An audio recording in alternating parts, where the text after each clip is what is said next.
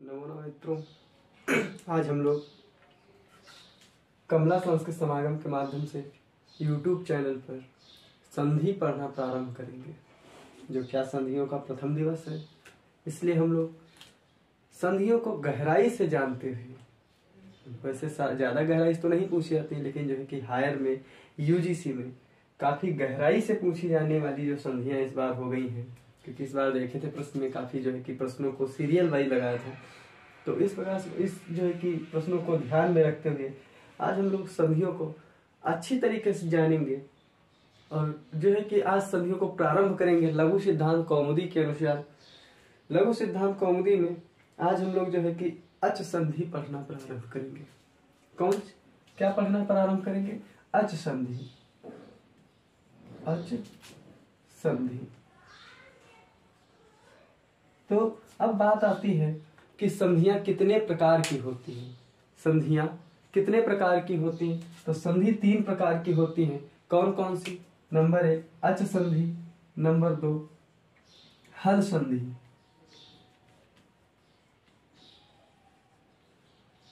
Number 3 विसर्ग संधि। विसर्ग संधि। तो अच संधि, हल संधि और विसर्ग संधि।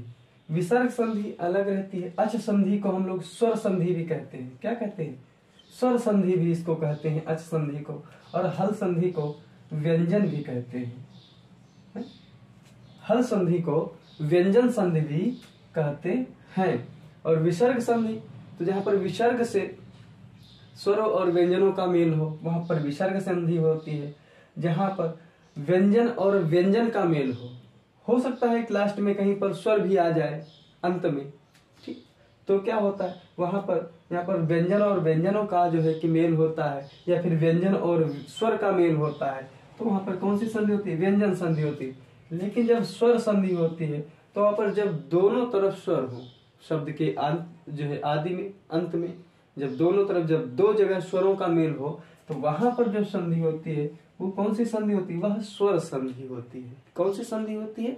स्वर संधि होती है। तो आइए हम लोग ज्यादा समय वेस्ट ना करते हुए आज हम लोग संधि पढ़ेंगे, अच संधि। और अच संधि में लघु सिद्धांत कौमुदी की प्रथम संधि पढ़ेंगे, जो कि है यड़ संधि। कौन सी संधि है? यड़ संधि।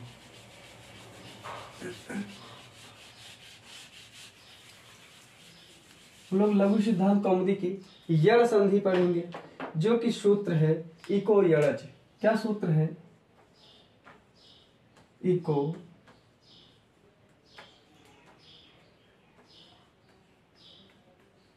यड़च।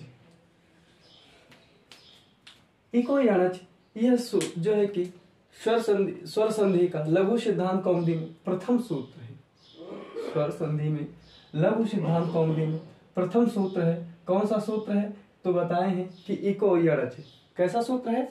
तो यह सूत्र कैसा है तो हम लोग जानते हैं, तो यड़ संधि विधायक सूत्र है। ठीक है, यह यड़ विधि सूत्र है। कैसा सूत्र है? तो यड़ विधि सूत्र है। यह यड़ संधि विधायक सूत्र है। यहां पर भी संधि भी कह सकते हैं। यड़ संधि विधि सूत्र है, या फिर यड़ सूत्र कह सकते हैं। ठीक, अब आप जैसे आपकी इच्छा हो तो उसको उस प्रकार से कह सकते हैं। अगर देखते हैं कि यह सूत्र अष्टाध्यायी के माध्यम से किस नंबर का सूत्र है, तो बताते हैं कि छठे अध्याय के पहले पाद का जो है कि छठे अध्याय के पहले अध्याय का 77 नंबर का सूत्र है। कौन से नंबर का सूत्र है? छठे अध्याय के, अष्टाध्यायी में छठे अध्याय के पहले पाद के 77 नंबर के सूत्र का है। ठीक, 77 नंबर वाला सूत्र है। कौन सा है? इको यड़च। तो अब हम लोग जो है कि जानने की कोशिश करेंगे कि क्या है इको यड़च। तो इको यड़च, तो हम लोग प्रत्याहार तो हम लोगों को रट गए होंगे, क्योंकि हम लोगों ने काफी बार प्रत्याहार बताए, हम पढ़ाए हैं। ठीक है, तो कौन कौन से प्रत्याहार होते हैं? तो बताया 42 प्रत्याहार, कुछ विद्वान 43 प्रत्याहार मानते हैं। और प्रत्याहार बनते किससे हैं? तो महेश्वर सूत्रों से। देखिए अगर संधि को जानना है, संधि को अच्छे से जानना है या फिर व्याकरण को अच्छे से जानना है, तो महेश्वर 14 सूत्रों को हमें अच्छी तरीके से कंठस्थ करना चाहिए। और जब भी प्रत्याहारों को आप निकालना थोड़ा बहुत जान जाए, क्योंकि जब तक के लिए हम प्रत्याहार नहीं निकाल पाएंगे हम व्याकरण को जानने में असमर्थ हैं। अगर व्याकरण जानना है तो हमें प्रत्याहार निकालना अति आवश्यक है। तो अब हम लोग देखेंगे, तो इसमें 3 शब्द हैं या 3 पद हैं। कौन कौन से? इक और यण अच, इक यण और अच। अब देखते हैं, तो सूत्र में लिखा इको यण अच, ठीक है। तो क्या बताते हैं इसको? अगर देखते हैं तो सूत्र के अनुसार तो बताता है इकह, अर्थात ये षष्ठ्यंत है ना, इसमें षष्ठी विभक्ति लगी हुई है। और यण में, यण कैसा है? ये प्रथमांत है। कैसा है? प्रथमांत है, ठीक, इसमें प्रथमा। और यहाँ क्या है? अचि, क्या है? अचि, अर्थात ये कैसा है? ये सप्तम्यंत है। कैसा है? सप्तम्यंत, अर्थात इसमें सप्तमी विभक्ति लगी हुई है। कौन सी विभक्ति हुई है? इसमें सप्तमी विभक्ति अच में है और यण में प्रथमा है और इकह में षष्ठी विभक्ति है। कैसी विभक्ति है? षष्ठी विभक्ति है। जो लोग नहीं ऐसे जान पा रहे हैं तो ऐसे जान जाइए कि षष्ठी विभक्ति और इसमें प्रथमा विभक्ति है और इसमें क्या है? सप्तमी विभक्ति है। ये भी क्या है? षष्ठी का एक वचन है। ये क्या है? ये प्रथमा का एक वचन है और ये सप्तमी का एक वचन है, ठीक। अब आप लोगों को पता, सोच रहे होंगे कि हम ये वचन इसमें विभक्ति क्यों बता रहे हैं कि सप्तमी का है, षष्ठी का है, प्रथमा का है, आखिर इसका क्या मतलब है यहाँ पर?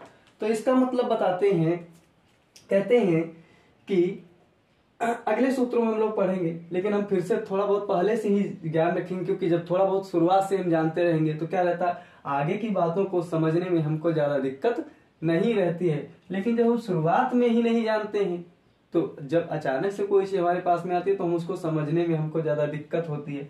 तो इसलिए हम लोग उसको पहले से ही जाने रहेंगे। तो क्या बताता है कि इक के स्थान पर, इक के षष्ठी में काकी के इक के स्थान पर और क्या आता है? जब अच आता है, कौन सा आता है? अच प्रत्याहार आता है। एक प्रत्याहार के स्थान पर जब अच प्रत्याहार आता है तो वहां पर इक के स्थान पर क्या होता है? यण प्रत्याहार हो जाता है। अर्थात जब इक के स्थान पर, इक के स्थान के आगे कोई अगर अच प्रत्याहार आता है, इक में कितने वर्ण रहते हैं तो बताए हैं, तो कौन कौन सा? ई, उ, री और ली। ये 4 वर्ण आते हैं। इन 4 वर्णों के आगे अगर कोई अच, अच का मतलब संपूर्ण स्वर, अच का मतलब संपूर्ण, क्या? संपूर्ण स्वर, संपूर्ण स्वर आ, ई, उ, री, ए, आई, ओ, औ, ठीक, ये सब। और ई का मतलब ई ही अकेली नहीं, उ का मतलब उ ही अकेला नहीं, री का मतलब री का मतलब ली ही नहीं, बल्कि ई के 18 भेद, उ के 18 भेद जो हमने कल अभी पढ़े हैं, ठीक, पिछली क्लासों में पढ़ी हैं। क्या भेद पढ़े हैं? ई के कितने भेद कौन कौन से होते हैं? ई के 3 भेद रहेंगे, ह्रस्व दीर्घ प्लुत। और 3 के 3 भेद होंगे। कौन कौन से होंगे? उदात्त, अनुदात्त, स्वरित। और जब स्वरित हो जाएंगे, उदात्त, अनुदात्त, स्वरित, ये 9 भेद हो जाएंगे। 9 के भी जब 2 भेद होंगे, कौन से? अनुनासिक, अननुनासिक। इस प्रकार से इनके 18 भेद, उ के भी 18 भेद, री के भी 18 भेद, लेकिन ऋकार के 12 भेद होते हैं। ऋकार के कितने भेद होते हैं? 12 भेद होते हैं। तो अब ऋकार के 12 ही भेद क्यों होते हैं? तो बताते हैं कि ऋकार का दीर्घकार नहीं होता है। ऋकार का क्या नहीं होता है? दीर्घ नहीं होता है, बल्कि ऋकार ह्रस्व होता है और क्या होता है? प्लुत होता है, ना कि दीर्घ, ठीक। तो इस प्रकार से इनके बाद में अगर कोई अच आता है, कोई भी स्वर आता है, कोई भी स्वर आता है, तो क्या होता है? उन जो है कि एक प्रत्याहार के स्थान पर क्या होता है? यण आदेश हो जाता है। क्या होता है? यण आदेश हो जाता है। आगे हम पढ़ते हैं, आगे हम जो है कि बढ़ेंगे। क्या लिखा है इसमें? वृत्ति भी भट्टो दीक्षित दिए हैं। क्या दिए हैं कि इकः स्थाने यण स्याद अचि संहितायाम विषये, ठीक, इकः स्थाने यण। इक के स्थान पर यण, इक के स्थान पर यण स्यात् हो अच संहितायाम विषय, अच के संधि के विषय में। संहिता मतलब होता है संधि, संहिता का मतलब क्या होता है? मेल, संधि। हम पिछली क्लास में पढ़े जब जो संज्ञा सूत्र पढ़ रहे थे तो संज्ञा में संहिता बताया गया था। क्या सूत्र बताया गया था संहिता का? तो बताया गया था संहिता सूत्र बताया गया था। संहिता में, संहिता का मतलब होता है संधि, संधि का मतलब होता है मेल, जोड़ना। तो जोड़ना किसका? जब ई उ रील री के बाद में कोई अगर अच आता है तो उस ई उ रील री के स्थान पर यण हो जाता है। क्या हो जाता है? यण प्रत्याहार हो जाता है। किसके स्थान पर? ई उ रील री। लेकिन अच में कोई भी परिवर्तन नहीं होगा क्योंकि ये सप्तम्यंत है। अब एक चीज देखिए, हम इसलिए इसको बताएं क्योंकि जब कोई भी परिवर्तन होगा, जब कोई भी आदेश होगा तो कहाँ होगा? षष्ठ्यंत के अंतर्गत होगा, ना कि सप्तम्यंत। सप्तम्यंत वैसा ही रहेगा, ठीक, जो सप्तम्यंत रहता है वो वैसा ही रहेगा। और क्या रहेगा? बदलाव कहाँ पर होगा? वो षष्ठ्यंत के अंतर्गत होगा, ना कि सप्तम्यंत के अंतर्गत। सप्तम्यंत के अंतर्गत बदलाव नहीं होगा, षष्ठ्यंत के अंतर्गत बदलाव होगा। जब कोई आदेश होगा कहाँ पर होगा? तो षष्ठी के स्थान पर आदेश होगा। किसके स्थान पर? तो बताएंगे षष्ठी के आदेश पर जो है कि जो बदलाव होगा, ना कि सप्तमी के स्थान पर। ठीक। अब जैसे आगे बता रहे हैं कि सुधी धन उपास्य, सुधी धन उपास्य, इसको हम थोड़ा रफ करते हैं। सुधी धन उपास्य, अब देखिए आप लोग, इस तरीके से अगर आप लोग समझेंगे तो हमें आशा है, आशा ही नहीं पूर्ण विश्वास है कि आप लोगों को व्याकरण समझने में कोई भी दिक्कत नहीं होगी। बताए हैं एक उदाहरण, सुधी धन उपास्य, सुधी धन उपास्य। तो अगर हम देखते हैं तो क्या बताए हैं कि इक के स्थान पर, इक के बाद में अगर कोई क्या आता है? अच आता है तो वहां पर यण होता है। क्या होता है? यण प्रत्याहार हो जाता है। जैसे अब देखते हैं क्या होता है, तो हमको दिख रहा है, क्या दिख रहा है? इक प्रत्याहार। कौन सा प्रत्याहार? इक प्रत्याहार। इक में ई उ रील री आए तो यहाँ पर उ भी दिख रहा है, ई भी दिख रहा है, फिर यहाँ पर उ दिख रहा है। तो इस प्रकार से हमको तीन वर्ण अर्थात तीन अक्षर दिखे जहां पर हमको इक प्रत्याहार मिल रहा है। कहाँ कहाँ? उकार में भी हमको जो है कि मिल रहा है इक प्रत्याहार। उकार में क्या मिल रहा है? इक प्रत्याहार मिल रहा है। और इधर उकार में क्या मिल रहा है? जो है कि इक प्रत्याहार मिल रहा है। और इसके साथ साथ में इकार में भी क्या मिल रहा है? इक प्रत्याहार मिल रहा है, उकार में भी। और सामने सा में, सु में भी क्या है? जो है इकार जो इक प्रत्याहार मिल रहा है।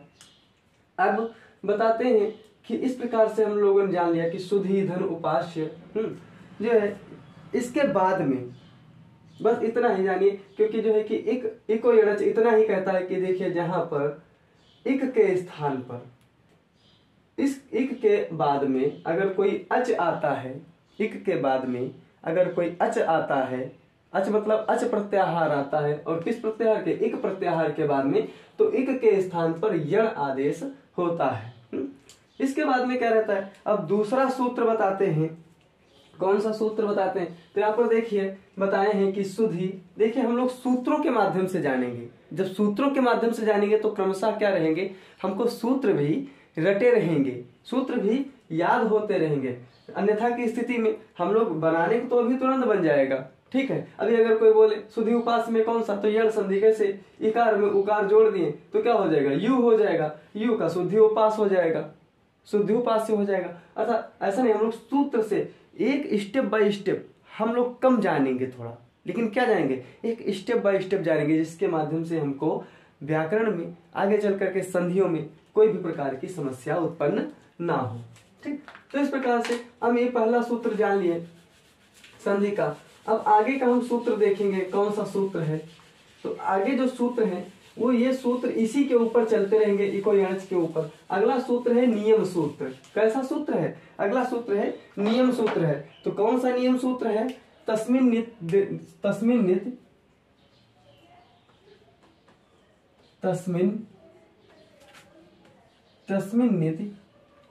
निर्दिष्टे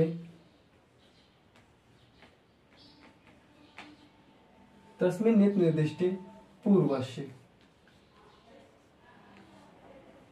ये तस्मिन् इत निर्दिष्टे पूर्व, तस्मिन् नीति निर्दिष्टे पूर्वस्य एक ऐसा सूत्र है, तो बताए हैं ये नियम कारक सूत्र है। कैसा है? नियम कारक। नियम कारक अर्थात ये नियम बताता है, ठीक, कि भाई देखिए इसके बाद में यह होगा, यह नियम होगा, यह नियम होगा। क्योंकि जब भी हम कोई कार्य करते हैं, जैसे हम छोटे छोटे घर में कोई कार्यक्रम करते हैं, तब भी क्या रहता है? एक नियम रहता है भाई, कि इसके बाद में ये होगा। जैसे कि हम लोग प्रातः काल जागते हैं, जागरण काल के बाद में हम लोग दैनिक कार्य करते हैं, दैनिक कार्य के बाद में अपना जो है कि शिक्षा ग्रहण, जो हम लोग विद्यार्थी हैं तो विद्यार्थियों वाला अपना कार्य करते हैं। जो जो व्यक्ति रहता है अपने अपने नियमों पूर्वक कार्य करते हैं। तो इसी प्रकार से यहाँ सूत्रों में भी क्या है, यहाँ व्याकरण में भी क्या है कि सूत्रों के बाद में उसमें नियम लगे हुए हैं कि भाई देखिए ऐसे नहीं हो सकता है, कुछ अपने मन से हम कुछ नहीं कर सकते, जो नियम रहेगा वही हम नियम करेंगे। तो क्या बोलते हैं कि तस्मिन, अब अगर देखते हैं तो तस्मिन जो है वो भी कहाँ का है? तस्मिन कहाँ का है? सप्तमी एक वचन का रूप है। इति ऐसा निर्दिष्टे, निर्दिष्ट होने पर ना, पूर्वस्य पूर्व के स्थान पर, ठीक। तो क्या बताइए, ये नियम कारक सूत्र है। और नियम कारक सूत्र क्या बताता है? सप्तमी निर्देशेन, सप्तमी के, अब जो है कि भट्टोजी दीक्षित यहाँ पर क्या करते हैं, अपनी जो है भाष्य करते हैं। क्या कहते हैं कि सप्तमी निर्देशेन, सप्तमी के निर्देश होने पर, क्या होने पर? सप्तमी के निर्देश होने पर विधीयमानम कार्यम वर्णांतरेण अव्यवतस्य पूर्वस्य बोध्यम। अर्थात सूत्र में सप्तमी विभक्ति के द्वारा निर्दिष्ट, सूत्र में सप्तमी विभक्ति के द्वारा जो भी निर्दिष्ट होता है, जो भी दिखाया जाता है, उस कार्य में, उस कार्य के व्यवधान रहित होने पर, क्या होने पर? व्यवधान रहित होने पर। जैसे मान के चलिए सप्तमी में हमको क्या दिखाया गया था? ये एक हमारा क्या है? षष्ठी में था, और इसके साथ साथ में जो अच हमारा है ये क्या है? ये सप्तमी में है। कैसा है? ये सप्तमी में, ये षष्ठी में है। और यण कैसा था? यण प्रथमा में था। तो क्या बताया है? बताया गया है कि एक के स्थान पर, अर्थात जो षष्ठी में है, तस्मिन नीति निर्दिष्टे पूर्वस्य, तस्मिन उसमें, अर्थात जो अच में जो निर्दिष्ट दिखाया गया है, जो दिखाया गया है, क्या दिखाया गया है? जो सप्तमी में अच दिखाए गए हैं उनके पूर्व से, उनके पूर्व क्या है? एक है। क्या है? जो एक है उसमें अव्यवधान, बिना व्यवधान के, जैसे किसी भी अक्षर का अगर व्यवधान होता है तब नहीं ये होगा, तब यह सूत्र नहीं लगेगा, तब व्यर्थ हो जाएगा। लेकिन जब कोई व्यवधान रहित होता है तब उसमें क्या होता है? यण प्रत्याहार लगेगा। कैसे लगेगा? यण प्रत्याहार लगेगा। कब? जब सप्तमी के पहले, जब षष्ठी में, षष्ठी और सप्तमी के बीच में जब कोई भी वर्ण का, अर्थात किसी भी हल का या किसी भी अन्य स्वर का, स्वर तो हम कह नहीं सकते क्योंकि स्वर तो यहाँ पर सब आ गए, तो हल का, किसी भी हल का जब व्यवधान नहीं रहेगा तब क्या हो जाएगा? वहां पर यण प्रत्याहार लग जाएगा। जैसे जैसे कि मतलब हम थोड़ा देखते हैं कि जैसे कि देखिए यहां पर भी हमको क्या मिला है? एक प्रत्याहार मिला है। और यहां पर भी क्या हमको मिला है? एक प्रत्याहार, अर्थात कोई अच मिल गया है। लेकिन जब हम इसको तोड़ते हैं तो क्या तोड़ते हैं? तो श धन उ, फिर उसके बाद में क्या है? उ के बाद में ध, फिर उसके बाद में क्या है? ई, ठीक, इतना हो गया। फिर उसके बाद में क्या है? उ ना, और फिर उसके बाद में क्या है? प धन आ, फिर उसके बाद में क्या है? स धन य धन आ। इतना बड़ा हमको जो अगर वर्णों को निकालेंगे तो इस प्रकार से हमारे वर्ण निकल करके हमारे सामने आएंगे। तो क्या बताता है कि तस्मिन नीति निर्दिष्टे पूर्वस्य, अर्थात उनमें, उन सप्तम्यंत के बाद में, सप्तम्यंत के बाद में या सप्तम्यंत से पूर्व में अगर इक है और इक के बीच और सप्तम्यंत के बीच में, अर्थात इक और अच के बीच में अगर कोई हल व्यवधान बन करके आ रहा है तो यहाँ पर यड़ नहीं हो करके, अर्थात ये सूत्र ही व्यर्थ हो जाएंगे। तब वहां पर यड़ नहीं होगा। और कहां पर यड़ होगा? जब किसी भी सूत्र के बाद, जब किसी भी इक के बाद में अगर अच आता है और उसके बीच में अगर कोई व्यवधान नहीं रहता है तब यड़ आएगा। अर्थात जैसे कि हम देखें कि ऊ है, उकार के बाद में ई तो आ रही है, लेकिन क्या है, बीच में धा का व्यवधान आ रहा है, तो यहां पर किसी भी प्रकार की संधि नहीं हो सकती है। अर्थात ऊ के बाद में इकार है, ये भी है क्या है, इक के अंतर्गत है, और ये भी क्या है, कोई अच है, लेकिन बीच में क्या व्यवधान में धा बन करके आ रहा है, इसलिए यहां पर कोई भी प्रकार की संधि नहीं हो सकती है। तो संधि कहां हो सकती है? अगर यहां पर हम देखते हैं तो ऊ, ये भी क्या है, ये भी हमारा इक है, ई ऊ आ गया ऊ, तो ये भी क्या है, इक तो है, लेकिन यहां पर हम देखते हैं तो आ में क्या है, आ भी हमारा क्या है, कोई अन्य स्वर है, कोई अच है, लेकिन बीच में क्या है, व्यवधान बनकर के पा आ गया है, तो पा के आ जाने से क्या हो गया है, यहां पर भी जो है यह संधि नहीं हो रही है। तो कहां पर हो रही है? तो बताए हैं कहां पर हो रही है, तो ई के बाद में, किसके बाद में, ई के बाद में उकार आ रहा है, लेकिन इन दोनों के बीच में कोई भी व्यवधान नहीं आ रहा है। ई के बाद में उकार तो आ रहा है, लेकिन इसके बीच में कोई व्यवधान अर्थात कोई भी व्यंजन नहीं आ रहा है बीच में, तो यहां पर होना संभव है, ठीक, होना संभव है। तब इसके बाद में अगर हम देखते हैं तो अब देखते हैं कि भाई यहां पर हम देखते हैं कि इक तो है, इक में कौन कौन से वर्ण रहते हैं, तो इक में वर्ण अगर हम देखते हैं तो ई, उ, री और ली, इतने वर्ण आते हैं। तो इक में देखते हैं तो यहाँ पर बड़ी तो आ गई है ना, लेकिन अगर हम यड़ प्रत्याहार देखते हैं, कौन सा यड़ प्रत्याहार देखते हैं, तो यड़ में आते हैं कौन कौन से वर्ण आते हैं, या, व, र और ला, इतने वर्ण आ गए। अर्थात ई, उ, री, यहाँ पर एक प्रत्याहार में यहाँ पर तो उनको बड़ी दिख गई, अर्थात ई के सभी भेद दिख गए, लेकिन यहां पर आ रहा है यण में य, व, र, ला। अब ये चार वर्ण आ रहे हैं, कौन कौन से, या आ रहा है, वा आ रहा है, रा आ रहा है और ला आ रहा है। अब ये चार वर्णों में हमको यहां पर कौन सा लगाना है, क्योंकि अब तो कंफ्यूजन है भाई। देखते हैं कि भाई एक के बाद में अगर एक आए तब तो ठीक है। जैसे मान के चलिए कि एक घर में, या मतलब किसी को हम बुलाएं, किसी में एक सभा में बैठे हुए हैं और किसी को बुलाएं कि भाई जो है कि फलाना नाम, जैसे राम नाम को हम ले लिए कि भाई अगर कोई राम है तो बाहर आए, और पता चले राम नाम के वहां पर चार लोग जो है कि एक स्थान पर आ जाए, चार लोग आ जाए राम नाम के, तो हम क्या करेंगे, क्या चारों को लेंगे? नहीं, हम किसको लेंगे वहां पर, जिसकी आवश्यकता होगी। अब किसकी आवश्यकता होगी, किसकी आवश्यकता होगी? तो भाई जब हम किसी को बुलाएंगे तो उसके बारे में हमको और कुछ पता रहेगा, उसके पिताजी का नाम क्या है, उसकी माता का नाम क्या है। मान लिया उसकी माता और पिता का नाम तो मिल गया, माता और पिता का नाम चारों से मिल रहा है, तो उसके गांव का नाम, उसका वर्ण ना, तो इस प्रकार से हम बहुत कुछ देखते हैं, तब कहीं ना कहीं एक को हम जान पाते हैं कि ये वह वाला नहीं बल्कि वह वाला राम है जिसको हम चाहते हैं, जिसको हम बुलाना चाहते हैं। तो इसके लिए यहाँ पर चार वर्ण आ गए ई के आगे। तो ई के आगे कौन कौन से वर्ण आए, या भी आ गया, वा, र, ला, क्योंकि यण प्रत्याहार में चार वर्ण होते हैं। अब चारों वर्ण आ गए तो अब हम यहाँ पर किसको लेंगे, तो इसके लिए अगला सूत्र आता है। कौन सा अगला सूत्र आता है, ये भी अगला जो सूत्र आएगा, अब इसको हम थोड़ा बिगाड़ रहे हैं। अगला सूत्र जो आएगा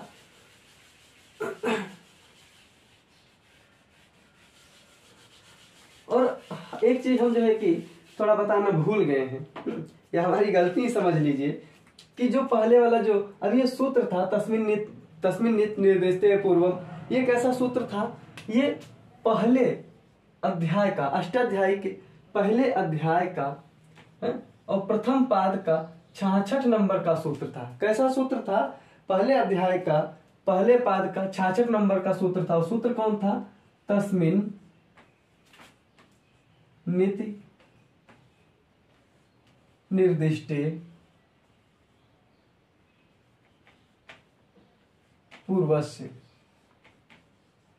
तस्मिन् नीति निर्दिष्टे पूर्वस्य, अर्थात जो है ये सूत्र था, नियम कारक सूत्र था, अष्टाध्याय के पहले पाद के पहले अध्याय का 66 नंबर का सूत्र था, 66 नंबर का सूत्र था। तो इस प्रकार से ये भी एक नियम कारक सूत्र था। अब यहाँ पर नियम नहीं बन रहा है कि या ई के बाद में, अर्थात इस ई के बाद में कौन सा आए, या आए, वा आए, रा आए, ला आए। तो यहाँ पर एक दूसरा अगला नियम सूत्र बन रहा है। तो अगला नियम सूत्र कौन है तो बताए हैं, स्थाने अंतरतमः।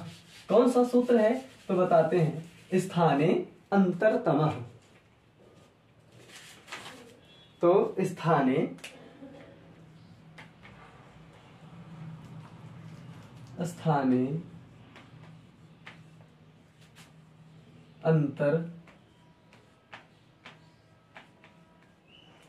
अंतरतमः। ठीक, हालांकि इसको हम अलग कर दिए हैं, लेकिन यहां पर जो है कि ये पूर्व जो है कि पूर्व रूप आ जाएगा आकार का, स्थाने अंतरतमः। ये कौन से नंबर का सूत्र है अष्टाध्यायी के माध्यम से तो बताए हैं कि यह जो सूत्र है अष्टाध्यायी का पहले पाद के, पहले अध्याय के पहले पाद का 50वें नंबर का सूत्र है। कौन सा सूत्र है तो बताए हैं, पहले अध्याय के पहले पाद के 50वें नंबर का सूत्र है। और यह सूत्र क्या कहता है कि स्थाने अंतरतमः, ना स्थान पर, ठीक, स्थाने अंतरतमः अर्थात बताता है प्रसंगे इत्सति सादृश्यतम आदेशः स्यात्। अर्थात अब देखिए व्याकरण की भाषा को थोड़ा हम अलग करके अपनी खुद की भाषा में, अर्थात जो है कि अपनी भाषा में समझने की कोशिश करेंगे। क्या बताता है स्थाने अंतरतमः, अब जो है कि किसी का जो तुल्य जो है कि तुल्यता रहती है, जो समानता रहती है, वो कितने प्रकार से रहती है तो 4 प्रकार से बताई गई। कितने प्रकार से बताई गई है? 4 प्रकार से बताई गई है। और कौन कौन सी तुल्यता रहती है तो बताए हैं कि पहली तो स्थान तुल्यता, दूसरी अर्थ तुल्यता। भाई किसी की तुलना कैसी, एक स्थान से तुलना की जाएगी, भाई फलाने स्थान के ये 2 लोग हैं, ठीक है, तो इनका एक स्थान हुआ। फिर अगर नहीं तब उनका अर्थ की तुलना की जाएगी। क्या की जाएगी? उनके अर्थ की तुलना की जाएगी। भाई फला फला अर्थ एक समान इन दोनों का निकल रहा है, चलिए भाई ठीक, तो इनको एक समान मान लिया जाता है। फिर गुण तुल्यता, क्या? गुण तुल्यता। भाई ठीक है, अर्थ नहीं निकल रहा तो उनका गुण भी निकलना चाहिए ना, गुण समान होना चाहिए। जैसे कि अब मृग के अंतर्गत, पहले अगर भाषा विज्ञान पढ़ेंगे ना तो क्या होगा, मृग के अंतर्गत जितने भी चतुष्पाद जानवर थे, जिनके 4 पैर वाले जानवर थे, उन सबको मृग बोला जाता था।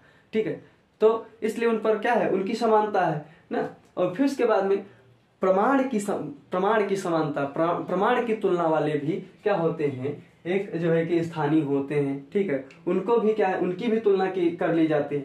लेकिन यहाँ पर अगर देखते हैं तो इन सब में बताया गया है, क्या बताया है कि यत्र अनेक विद्यमानांतर तत्र स्थानता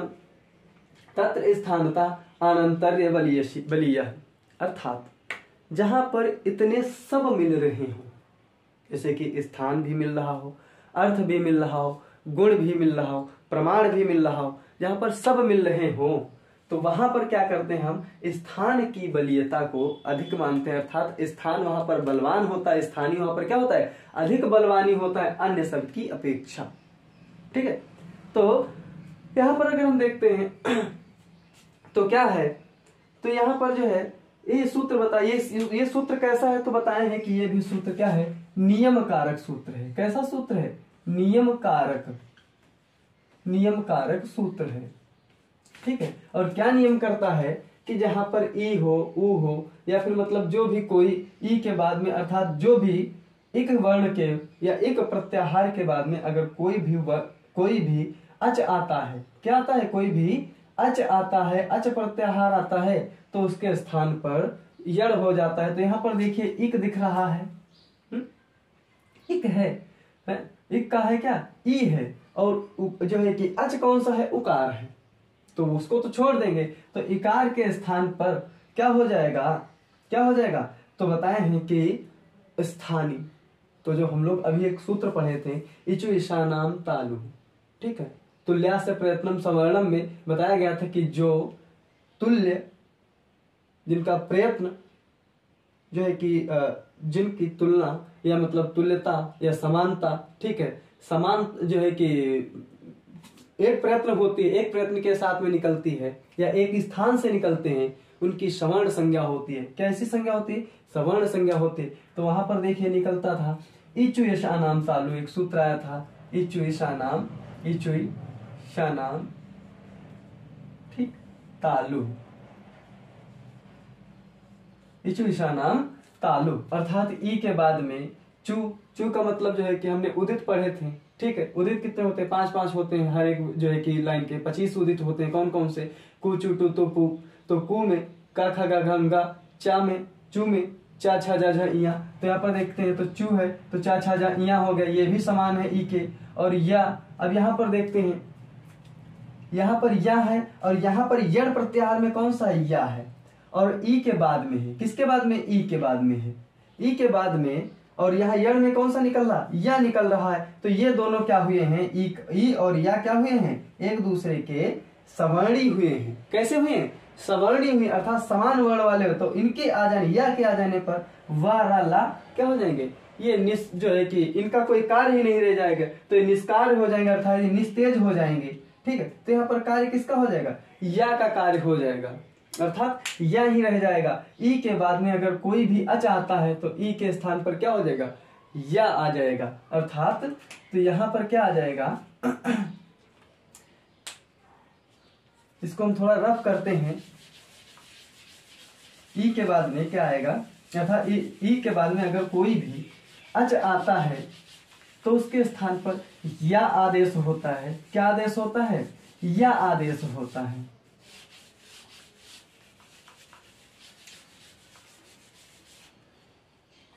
ई के स्थान पर सुधि, धन, उपास्य,